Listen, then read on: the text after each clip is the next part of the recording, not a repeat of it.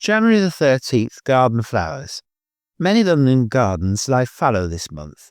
Few specialise in any kind of collection of winter flowering plants. More often than not, there is just a token handful. Ranelagh Gardens in Chelsea and the Rookery in Streatham are two exceptions, where a little more can be seen.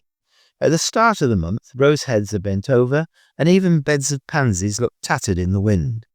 Cultivated primulas and pansies can flower throughout the month, the latter returning to flower in a mere 3 days after being covered by snow. Tough, double, multicoloured daisies with their quilled petals are sporadically planted in public places but never look too happy. Beds of winter flowering heathers fare a little better. Good collections of these can be seen at the Savile Gardens near Windsor and the Isabella Plantation in Richmond Park. Other plants, such as early dwarf iris, Iris reticulata, and cyclamen coon, are occasionally encountered in parks and gardens. Banks of labour-saving perennials, such as elephant-leaved saxifrage, Bergenia, and various spurges, Euphorbia, are seen more often. Other plants which hang on from December could include lily turf, Liriope, red-hot poker, Nymphophia, Speedwell's Veronica species, and perhaps Kaffir lily, Schizostylus coccinea. Plants such as periwinkle, Vinca species, and wallflowers, Cheiranthus, may produce early single flowers towards the end of the month. More striking flowers to be seen this month are the Algerian iris, Iris unguicularis, stinking hellebore, Hellebore fetidus, and the spring snowflake, Leucodium vernum, variety Carpathiscens. Herb gardens, such as the one at Fulham Palace, generally now look rather dismal, although it is still possible to pick parsley, sage, rosemary, and thyme, with some of the many forms of rosemary even bearing flowers. The strangest garden flower likely to be encountered this month is the rare mandrake, Atropa mandragora. In among a dense rosette of crinkled leaves, a cluster of sinister pale purple paper centrous flowers are now starting to appear at ground level. The natural history of this plant is much more flamboyant than its appearance. In ancient Rome, it was regarded as mystical, and people chewed a piece of the root prior to an operation to lessen any pain. If taken in excess, the patient could become delirious and then go mad. The root was thought to be the shape of a human, although it is actually more like a carrot. If dug up, the roots were also believed to scream, and the person digging them up would die upon hearing them cry out.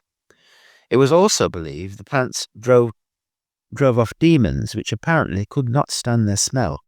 For this reason, pieces of the root were placed on mantelpieces to protect houses from any malign influences. There was such a demand for it that false roots were sold when mandrake was in short supply. These false mandrakes were actually the roots of our native white bryony, Bryonia dioica.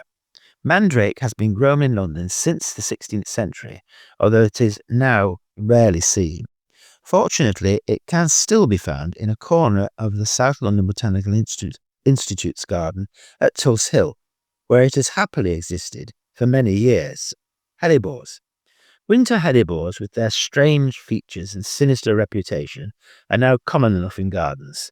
Some produce pale green flowers with sickly scents, whereas others have fine markings on their petals.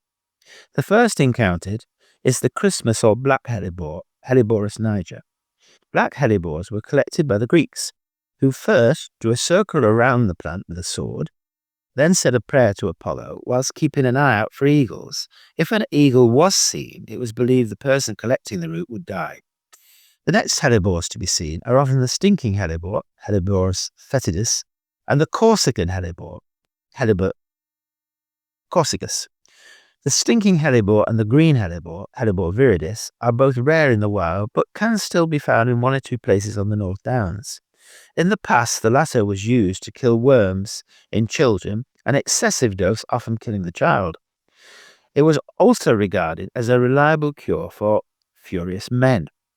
The flower stems have been likened to a mermaid's fin, and the seeds are believed to be dispersed by snails. A fine show of garden hellebores can be seen in the Elaine Hodges Memorial Winter Garden in Battersea Park. Algerian iris. One of the few garden highlights of the month is the Algerian Iris unguicularis. Although there are a number of varieties, they are mainly lilac in colour, with a yellow blaze on their folds. The specific name means narrow-clawed, referring to the lower part of the petals. The flower stands out due to its size and delicacy, showing little damages throughout the ravages of winter. Luckily, once established, many flowers are produced, some of which can be taken in as tubular buds, where they will quickly open, releasing a scent reminiscent of violets. Once inside, they will remain in good condition for 3 or 4 days. The deep purple and white forms are more rarely encountered.